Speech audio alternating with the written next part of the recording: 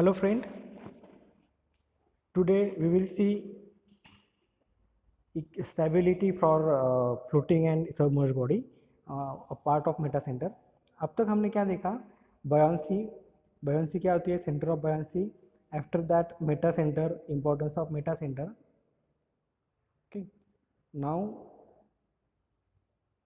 in today's lecture we will discuss about equilibrium, that is stability. Okay, condition of equilibrium is nothing but stability of body, whether body will float or sink. ये कौन decide करेगा? ये decide करेगा Meta centre अगर floating body है तो, और centre of buoyancy अगर सबमर्ज्ड बॉडी है तो. ओके, सो पहला पार्ट हम देखेंगे stability of submerged body. Submerged बोले तो जो कंप्लीटली फ्लूइड के अंदर है, जैसे कि फॉर एग्जांपल ये balloon, you will consider this balloon. Now this balloon is submerged in air. अब ये एयर के अंदर सबमर्ज्ड है और अब हमें देखना है कि ये बलून स्टेबल है कि नहीं. तो suppose balloon has centre of gravity G और centre of buoyancy B. Centre of buoyancy B मतलब जहाँ पर बायंसी फोर्स एक्ट होगा उस बलून के ऊपर. ओके, तो फिलहाल ये बलून जो है अभी स्ट्रेट है. ओके, मतलब बायंसी, इसको अगर मैं निकालूं,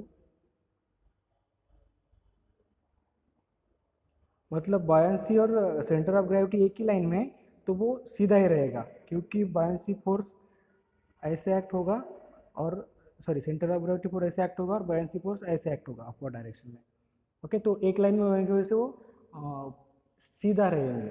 ओके, लेकिन अगर हमने इस बलून को अभी थोड़ा सा क्लॉकवाइज मूवमेंट दिया और उसे टिल्ट किया तो क्या होगा?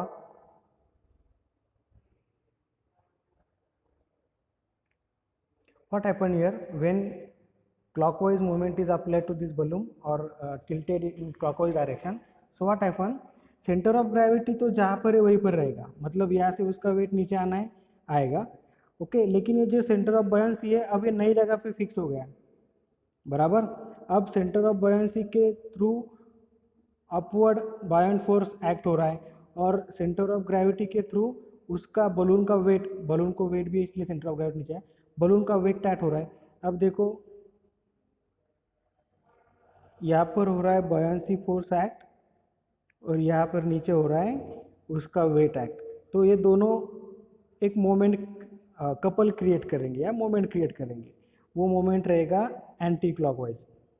समझ में आ रहा है? ये ऐसा मोमेंट क्रिएट कर देंगे. क्यों? क्योंकि अब इसका सेंटर ऑफ बॉयंसी और सेंटर ऑफ ग्रेविटी एक लाइन में नहीं है, दोनों के बीच में गैप हुआ है.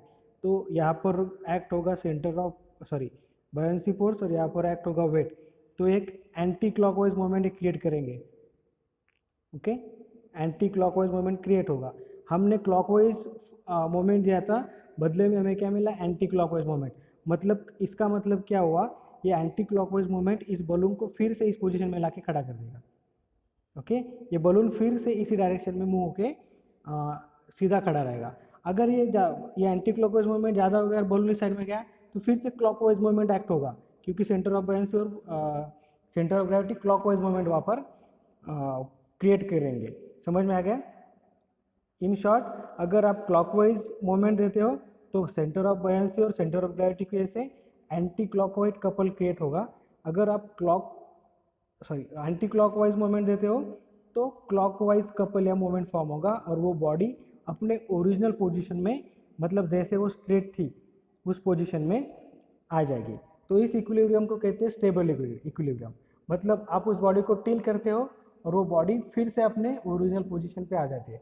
आप उसको किधर भी क्लॉकवाइज टिल्ट करो या एंटी क्लॉकवाइज टिल्ट करो, वो फिर से अपने पोजीशन पे आएगी because of this centre of buoyancy and centre of gravity. मतलब अगर centre of gravity centre of buoyancy के नीचे है तो वो बॉडी स्टेबल इक्विलिब्रियम है. हम ऐसा बोल सकते हैं. कब बोल सकते हैं? जब centre of gravity centre of buoyancy के नीचे, और when centre of buoyancy is above centre of gravity, then that body will be in stable equilibrium.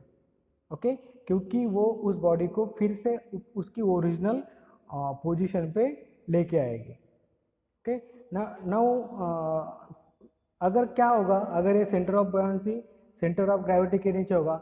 अब देखो, उस बलून को मैंने उल्टा कर दिया, बलून तो फ्लोट होने वाला ही है, उल्टा करने से क्या हो गया, ये जो सेंटर ऑफ ग्रेविटी है ऊपर रहेगी और सेंटर ऑफ बॉयंसी नीचे। अब ये सीधा होने की वजह से एक ही लाइन में है, उनके बीच में कोई मूवमेंट नहीं है, तो वो सीधा ही रहेगा बलून। ओके, लेकिन अब उस बलून को हमने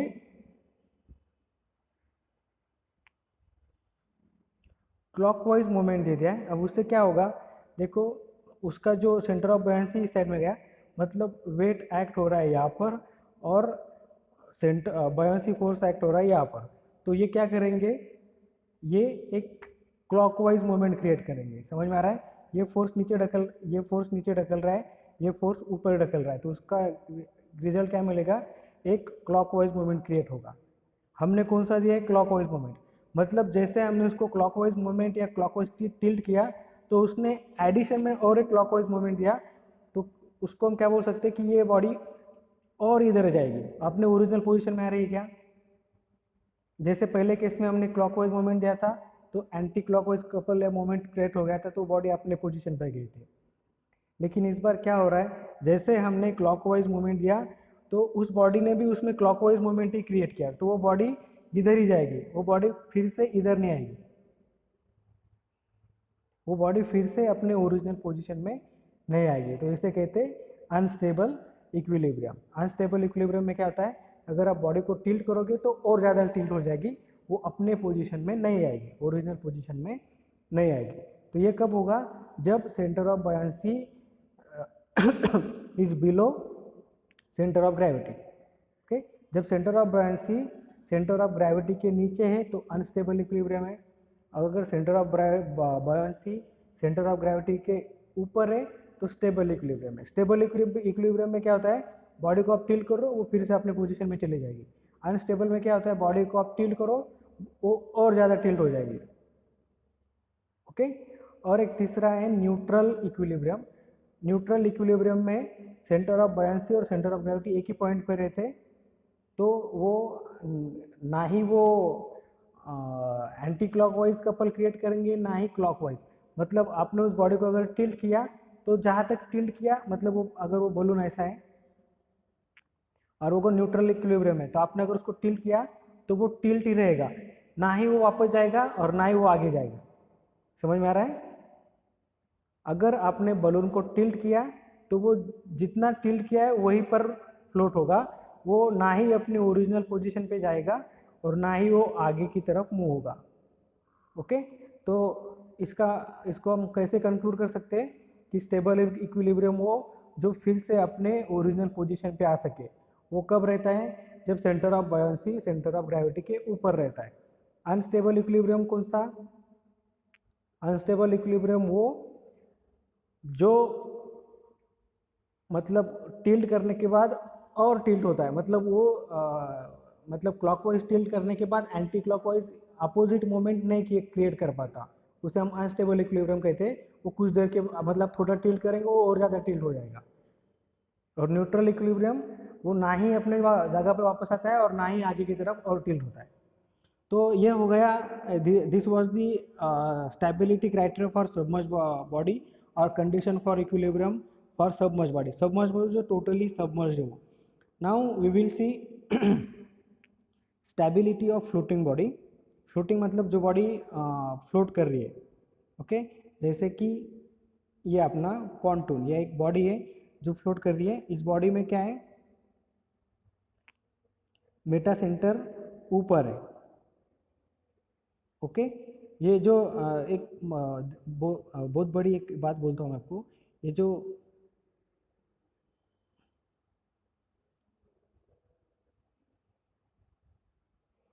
मेटा सेंटर कहाँ पे रहता है, जो नई सेंटर ऑफ बॉयंसी बना है ना, वो बॉडी के एक्सिस को जहाँ पर इंटरसेक्ट करता है उसे मेटा सेंटर कहता है। ये इसकी दूसरी डेफिनेशन है। मतलब जब आपने बॉडी टिल्ट की तो ये जो सेंटर ऑफ बॉयंसी है वो नई जगह पर आ जाएगा। यहाँ से अगर आप ऊपर लाइन निकालेंगे, जो बॉडी के एक्सिस को जहाँ पर टच करती है, इंटरसेक्ट करती है, उसे मेटा सेंटर कहते हैं। ओके, और ये अपना सेंटर ऑफ ग्रेविटी। तो यहाँ पर देखो, यहाँ पर मेटा कैसा आएगा, आप अगर इस बी पॉइंट से ऊपर लाइन निकालेंगे तो सेंटर एक्सिस को जो जहाँ पर वो इंटरसेक्ट करेगी वो अपना पॉइंट यहाँ। ओके, अब इस केस में मेटा सेंटर अब वो सेंटर ऑफ ग्रेविटी है। तो जैसे आप इस बॉडी को, जैसे आपने इस बॉडी के ऊपर क्लॉकवाइज मोमेंट अप्लाई किया, क्या होगा, ये जो सेंटर ऑफ बायंसी है ये नई पोजीशन पे शिफ्ट हो गया। ओके, अब यहाँ से बायंसी फोर्स ऊपर एक्ट होगा और यहाँ से वेट नीचे एक्ट होगा। तो जैसे आपने क्लॉकवाइज मोमेंट दिया तो इन्होंने उसे रेस्ट्रिक्ट करने के लिए एंटी क्लॉकवाइज मोमेंट फॉर्म किया। किसने? इस बायंसी फोर्स ने और वेट ने, बायंसी फोर्स और वेट। तो ये क्या करेंगे, एक एंटी क्लॉकवाइज मोमेंट फॉर्म करेंगे। तो क्या होगा, जैसे ही आपने इसे क्लॉकवाइज मोमेंट दिया उसने एंटी क्लॉकवाइज मोमेंट फॉर्म किया, तो ये बॉडी फिर से अपने ओरिजिनल जगह पे, ओरिजिनल पोजीशन पे चले जाएंगे। ओके, इसे कहेंगे स्टेबल इक्विलिब्रियम। स्टेबल इक्विलिब्रियम में क्या, अगर आप उस बॉडी को क्लॉकवाइज मोमेंट दे रहे हो तो उसमें उसके रिएक्शन में एंटी क्लॉकवाइज मोमेंट फॉर्म होगा जो उस बॉडी को अपने ओरिजिनल पोजीशन पे लाके रखेगा। अगर आपने एंटी क्लॉकवाइज मोमेंट दिया तो वो body clockwise moment as a reaction में बनाएगी और बॉडी फिर से अपने ओरिजिनल पोजीशन में आएगी। अब ये कब होगा, जब मेटा सेंटर होगा जी के ऊपर। Okay, means when meta centre is above centre of gravity then body should be in stable equilibrium. So we can say that body in stable equilibrium when meta center is above center of gravity. समझ में आ गया? अगर body Meta centre centre of gravity के ऊपर है तो body stable equilibrium है। अब हम अनस्टेबल इक्विलिब्रियम देखेंगे। हमने क्या किया, NaO सेंटर ऑफ ग्रेविटी को ये मास लगा के ऊपर भेज दिया, मतलब सेंटर ऑफ ग्रेविटी को हमने और डिस्प्लेस किया ऊपर। अब यहाँ पर मेटा सेंटर कहाँ पर आएगा ये जो नया सेंटर ऑफ बायंसी है, इसे अब जो लाइन निकालेंगे जो सेंटर एक्सिस को इंटरसेक्ट करेंगे उसे हम मेटा सेंटर कहेंगे। Okay, clear? तो मेटा सेंटर यहाँ पर है अभी। अब आपने क्या किया, इस बॉडी को क्लॉकवाइज मोमेंट दिया तो बदले में क्या हुआ, अब इधर निकालता हूँ मैं, यहाँ से वेट सेंटर ऑफ ग्रेविटी के थ्रू नीचे आएगा और सेंटर ऑफ बायंसी के थ्रू बायंसी फोर्स ऊपर जाएगा। हमने यहाँ पर क्लॉकवाइज मोमेंट दिया और बदले में और क्लॉकवाइज मोमेंट बॉडी ने फॉर्म किया, बराबर। रिएक्शन में बॉडी ने क्लॉकवाइज मोमेंट ही बनाया, एंटी क्लॉकवाइज मोमेंट नहीं बनाया। मतलब आपने इस बॉडी को और धक्का दिया तो क्लॉकवाइज मोमेंट बॉडी को और नीचे लेके जाएगा, तो बॉडी यहाँ पर सिंक हो जाएंगी क्योंकि फ्लोट है, बराबर। मतलब क्लॉकवाइज मोमेंट देने के बाद भी अगर क्लॉकवाइज मोमेंट प्रोड्यूस हो रहा है तो बॉडी को पानी के अंदर लेके जाएंगे, body will be sink, body will not flow. Okay, तो उस केस को हम कहेंगे अनस्टेबल इक्विलिब्रियम। मतलब अगर आपने इधर एंटी क्लॉकवाइज मोमेंट भी दिया होता तो ये एंटी क्लॉकवाइज मोमेंट ही रिएक्शन में बनाती और बॉडी और इधर चली जाती और पानी या लिक्विड के अंदर डूब जाती, सिंक हो जाती। तो अनस्टेबल इक्विलिब्रियम में बॉडी को अगर आपने टिल्ट किया तो बॉडी फ्लोट नहीं कर पाएंगी, बॉडी सिंक करेगी। समझ में आ गया? और ये कब होगा, जब मेटा सेंटर इज बिलो जी, मतलब जब Meta centre centre of gravity के नीचे होगा।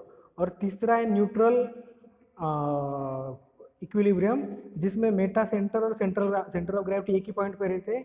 तो आप कितना भी टिल्ट करो, अगर आप टिल्ट करते हो तो वो बदले में ना ही एंटी क्लॉकवाइज मूवमेंट बनाएगा या क्लॉकवाइज मूवमेंट बनाएगा। आपने उस बॉडी को, फॉर एग्जांपल ये बॉडी न्यूट्रल इक्विलिब्रियम में, इधर ही यम है और इधर ही जे, आपने इस बॉडी को टिल्ट किया तो बॉडी जितना टिल्ट किया वैसे ही रहेगी, ना ही वो वापस आएंगी और ना ही वो आगे जाके डूब जाएंगी। That body will not come to its original position and will not sink, क्योंकि वो रिएक्शन में कुछ भी मोमेंट नहीं बनाती। अगर आपने उसको जितना मोमेंट दिया है उतना ही वो टिल्ट रह के वैसे फ्लोट करेगी। समझ में आ गया? बहुत सिंपल था। मतलब ये मेटा सेंटर डिसाइड करेगा। अगर आप शिप डिजाइन कर रहे हैं तो शिप का मेटा सेंटर कहाँ पे रहना चाहिए, शिप की जो सेंटर ऑफ ग्रेविटी है उसके ऊपर। तभी अगर शिप ऐसे, अगर आपने शिप देखा होगा, अगर शिप टिल्ट भी होगा इधर तो मेटा सेंटर की वजह से और सेंटर ऑफ ग्रेविटी की वजह से फिर से अपने ओरिजिनल पोजीशन में आएगा। अगर शिप की Meta centre centre of gravity के ऊपर रहेंगी तो क्या होगा, नीचे रहेंगी तो क्या होगा, अगर शिप लहरों की वजह से टिल्ट हो गया तो वो और टिल्ट होकर डूब जाएगा। तो मेटा सेंटर का इंपॉर्टेंस आपको मालूम हो गया। बॉडी कब तक फ्लो करेगी ये मेटा सेंटर डिसाइड करता है। अगर बॉडी टिल्ट हो गई और मेटा सेंटर की पोजीशन डिसाइड करेगी कि वो बॉडी वापस आने की या और डूब जानी है। समझ में आ गया। और इन शॉर्ट आप आप ऐसे बोल सकते हैं, स्टेबल इक्विलिब्रियम में जो मेटा सेंटर है जी के ऊपर रहता है, मतलब जी एम ये लेंथ अगर पॉजिटिव आ गई, क्योंकि ये हम पॉजिटिव पकड़ेंगे, ये अगर पॉजिटिव आ गई तो हम कहेंगे मेटा सेंटर, अरे सॉरी इक्विलिब्रियम स्टेबल है। अब देखो यम, यहाँ पर यम इस पोजीशन में देखो यम जी के नीचे है, मतलब इस केस में जी एम क्या है, निगेटिव है, मतलब जी एम की वैल्यू निगेटिव आ गई तो हम कहेंगे कि वो अनस्टेबल इक्विलिब्रियम है। और जी और एम अगर एक ही पॉइंट है तो जी एम जीरो आएगा, उस केस में हम कह सकते हैं कि ये न्यूट्रल इक्विलिब्रियम में। समझ में आ गया। जब यम जी के अबोव रहेगा तो जी एम पॉजिटिव रहेगा, उस केस में वो स्टेबल इक्विलिब्रियम रहेगा। अगर यम जी के नीचे रहेगा तो जी एम नेगेटिव रहेगा, वो अनस्टेबल इक्विलिब्रियम रहेगा। और जी और एम अगर एक ही पॉइंट पे तो जी एम का बीच का डिस्टेंस जीरो रहेगा, तो हम कहेंगे वो कि न्यूट्रल इक्विलिब्रियम है। तो मेटा सेंटर डिसाइड करेगा कि बॉडी स्टेबल है, अनस्टेबल है या न्यूट्रल है। क्लियर। अब इसके ऊपर एक न्यूमेरिकल हम देखेंगे सिंपल सा। A solid cylinder of diameter 4 meter has a height of 4 meter. Find the metacentric height of cylinder if the specific gravity of material of cylinder equals to 0.6 and it is floating in water with its axis vertical. State whether equilibrium is stable or unstable.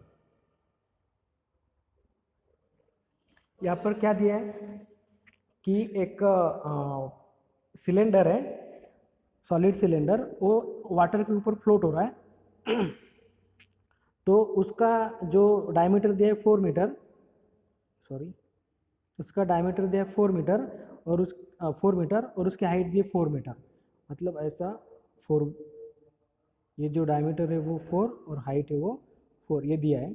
और उसकी specific gravity दी है 0.6। अब हमें और वो float हो रहा है, ये भी दिया है विथ इट्स एक्सिस वर्टिकल। तो हमें निकालना है कि वो स्टेबल है क्या, कौन अनस्टेबल इक्विलिब्रियम है। तो फ्लोट कर रहे हैं तो हम ऐसा अज्यूम करेंगे कि उसका कुछ पार्ट ऊपर है।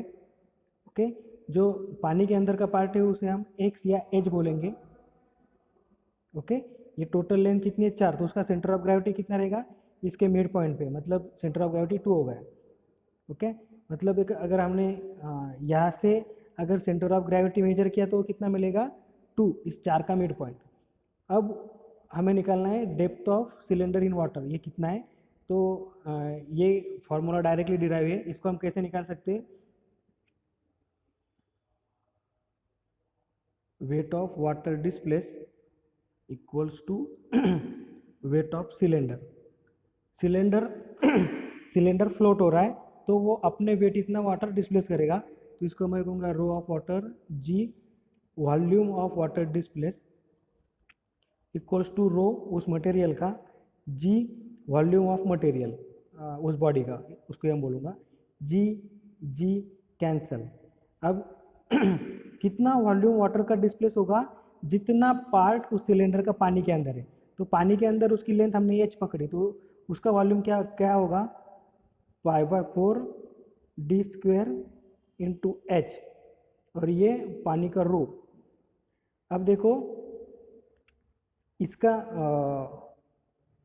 इस पूरे बॉडी का कितना होगा वॉल्यूम, π/4 d स्क्वेयर, जो उसकी हाइट है, इसको मैं क्या बोलूँगा, ओरिजिनल हाइट को एच बोलता हूँ और इसे एक्स बोलता हूँ, एक्स। पानी के अंदर जो पार्ट है वो एक्स और जो ओरिजिनल हाइट है एच और उसका रो। तो π/4 d square π/4 d square cancel, ये इधर आ गया इस साइड में, तो rho upon rho of water, तो ये हो गया स्पेसिफिक ग्रेविटी। इधर क्या बचा सिर्फ एक्स, इधर क्या बचा specific gravity into H. Okay, ये अपना बेसिक फार्मूला था जिसके ऊपर से ये डिराइव किया है। लगे तो फिर से निकालता हूँ, कितना वाटर पानी का कितना वेट डिस्प्लेस हो गया, volume of water equals to rho ये बॉडी का g into volume of body, तो जी जी कैंसल, ये इधर आ गया रो अपॉन रो डब्ल्यू।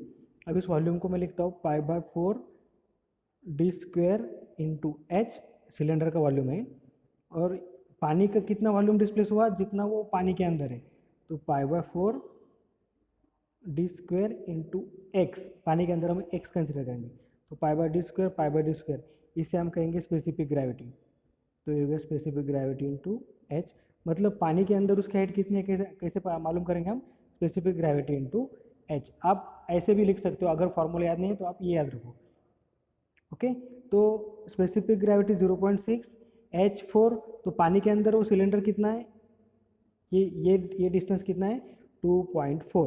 तो अब सेंटर ऑफ बायन्सी क्या रहता है, जितना वॉल्यूम वाटर डिस्प्लेस हुआ उसकी सेंटर ऑफ ग्रेविटी, मतलब ये जो पार्ट है उस बॉडी का, इसकी सेंटर ऑफ ग्रेविटी मतलब 2.4 का आधा पार्ट 1.2, और सेंटर ऑफ ग्रेविटी कितनी है 2।